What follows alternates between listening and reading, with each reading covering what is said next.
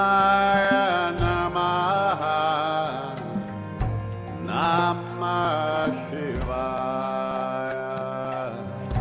Shivaya Namaha Namah Shivaya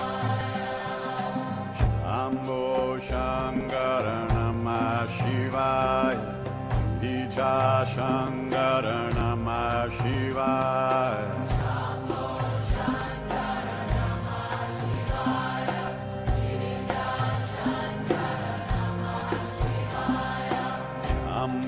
Shankara Namah Shivaya Girija Shankara Namah Shivaya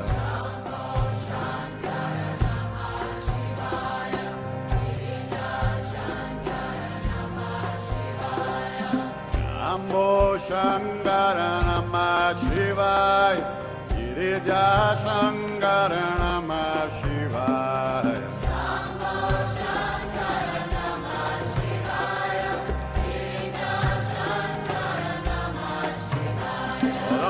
Arunachala Shiva Namah Shivaya Arunachala Shiva Namah Shivaya Arunachala Shiva Namah Shivaya Arunachala Shiva Namah Shivaya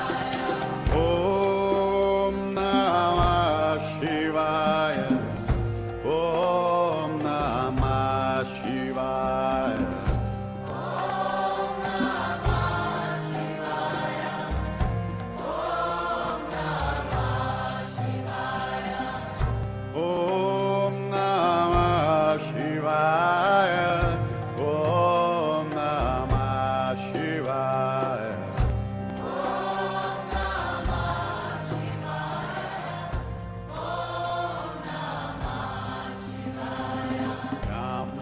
Shankara Namah Shivaya Girija Shankara Namah Shivaya Shambho Shankara Namah Shivaya Girija Shankara Namah Shivaya Shambho Shankara Namah Shivaya Girija Shankara Namah Shivaya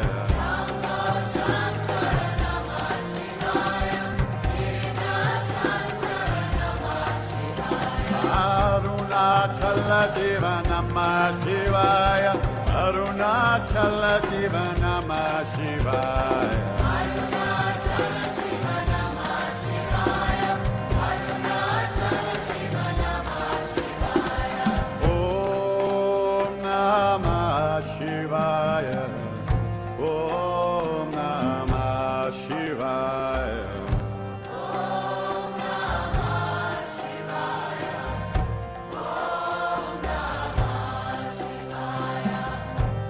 Shivaya Namaha Shivaya Namaha Shivaya Namaha Shivaya Namaha Shivaya Namaha Namah Shivaya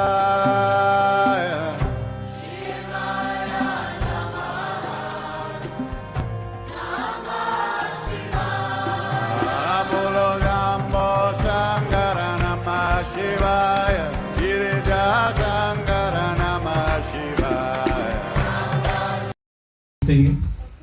गुरुजी जब वहाँ पे दिल्ली में बैठा करते थे तब भी बहुत सिंपलिसिटी होती थी। दो तीन चीजें होती थी। पहले जाओ गुरुजी का जैसे शब्द कीर्तन, हर एक आदमी शब्द कीर्तन सुनता था, कोई किसी से बात नहीं, कोई कुछ नहीं। उसके बाद लंगर, चाय प्रसाद और लंगर प्रसाद, जो कि it's a divine Prasad actually blessed by Guruji wherever there is satsang in the world.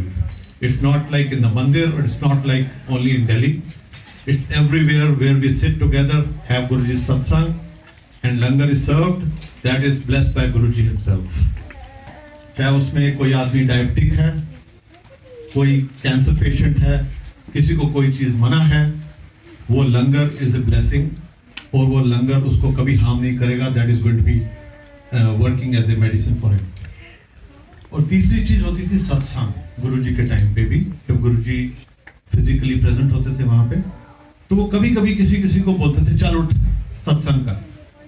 तो उसका मतलब ये होता था कि गुरुजी उसका एक्सपीरियंस, उसका पर्सनल एक्सपीरियंस आप लोगों से शेयर करवाना चाहते हैं कि what has different happened to him, you know, maybe due to certain reasons, और वो आप सबके साथ शेयर करो। और वो गुरुजी को पता होता था ये सत्संग किसके लिए हो रहा है। तो वो एक नॉर्मल सा प्रोसेस था वहां पे।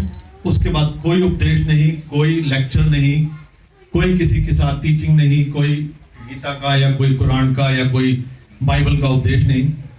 गुरुजी कहते थे सारे धर्म, सारे रिलीजन सेम है, चाहे मुस्लिम हो, चाहे हिंदू हो, चाहे क्रिश्चियन हो, एवरीबडी इज वेलकम हियर। और कोई किसी का धर्म नहीं पूछता था वहां। और गुरुजी वही अभी एक सत्संग में भी, शब्द में भी आया था कि कहते थे nothing happens which is a coincidence in the world, everything is destined. अगर आप कह दो कि आप यहाँ पे आज प्रेजेंट हो, इससे कोइंसिडेंस नो। गुरुजी के सत्संग में आना उनका बुलावा, चाहे आप आज आए हो, चाहे 5 साल पहले आए थे, चाहे 10 साल पहले आए थे, चाहे जो लोग अभी नहीं आ पाए हैं 2 साल बाद आएंगे, मगर that is because Guruji wants them to be here, Guruji की आज्ञा से।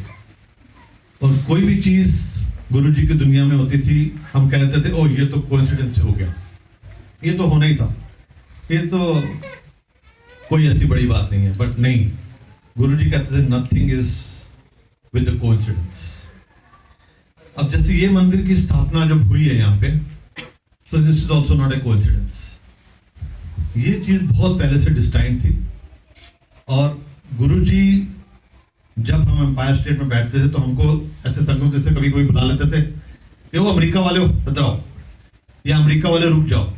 हमको हमेशा अमेरिका वाले एज एड्रेस करते थे, जबकि हम 6-7 साल से दिल्ली में रहते थे, गुड़गांव में।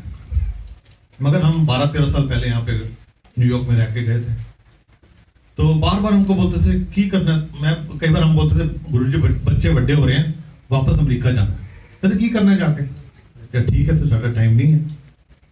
तो 2009 में हम वापस अमेरिका आए सेटल होने के लिए। For certain reasons we were here for 2-3 years and then we had to go back again. तो हम 1 साल के लिए फिर इंडिया चले गए। अब लास्ट सितंबर में फिर वापस आ गए। So this is again not a coincidence, something has been planned by Guruji. तो वो उनकी प्लानिंग के हिसाब से चलता रहा। और कोई 3-4 साल पहले मेरी आंटी को गुरुजी ने सपना दिया था कि न्यू जर्सी और न्यूयॉर्क में मंदिर है। शी इज नॉट श्योर कहाँ पे, बट देयर इज ए मंदिर इन न्यूयॉर्क और new Jersey which is a huge temple. And एक आंटी जो मैनी आंटी जो आप सब लोग जानते हैं, अंजना मैनी, वो और मीरा उस मंदिर के द्वार पे खड़े हुए एज ए पहरेदार और लोगों को वेलकम कर रहे हैं। उस टाइम पे मैनी आंटी का अमेरिका में आने का कोई चांस नहीं था। वो सिर्फ ये बोलते थे कि भाई मैं जाऊंगी कभी, क्योंकि अंकल आते जाते रहते थे। तो उनका ये लगता था, आंटी कहती थी मेरे को तो कोई इंटरेस्ट भी नहीं है अमेरिका आने का। तो मगर मीरा को दिखाया हुआ था कि नहीं, ये मंदिर बनेगा कहीं ना कहीं, और मीरा और अंजना मैनी आंटी उस मंदिर में खड़े होंगे वेलकम करने। तो अब वो मंदिर की क्या डेफिनेशन थी या क्या उसका कब बनना था, तो ये बना। और ये भी ऐसा हुआ कि ये जब मंदिर बना तो आई वॉज इन इंडिया। मैं 3 हफ्ते के लिए इंडिया गया था। Everything was booked, return ticket booked after 3 weeks and something और the other happened that I could not make it. और मीरा यहाँ पे थी और मैं इंडिया में। और मैंने कहती है मंदिर का इनॉग्रेशन है। मैंने कहा हाँ मुझे पता लगा है, मगर शायद मैं नहीं आ पाऊंगा। कहते कोई बात नहीं, मैं तो चली जाऊंगी। मैंने कहा ठीक है। ये मंदिर के इनॉग्रेशन के 3 या 4 दिन पहले गुरुजी ने मेरे को एक सपना दिया इंडिया में कि गुरुजी एक हॉल में बैठे हुए हैं, और इसलिए कि कैजुअल हॉल जैसे आप बैठे हो, और एक उनके हाथ में छोटा सा बच्चा है 1.5-2 साल का, उससे खेल रहे हैं। तो मैंने कहा मेरे यहाँ पे न्यूयॉर्क यूनिवर्सिटी की संगत में इतना छोटा बच्चा है नहीं। तो गुरुजी खेल रहे हैं उस बच्चे से, और हम कुछ सेवादार इसी टाइप का हॉल था कि ऐसे यहाँ से एंटर कर रहे हैं। तो गुरुजी बड़े वैसे बोलते हैं वेगली, पिछो आप अगू कितो आ पिछो आप। तो मैंने कहा अच्छा ਅਸੀਂ घूम के पिछू आ जाएंगे। तो इसका कॉन्फ़िगरेशन तो मुझे पता नहीं था ये मंदिर का कि the entry is from the back side.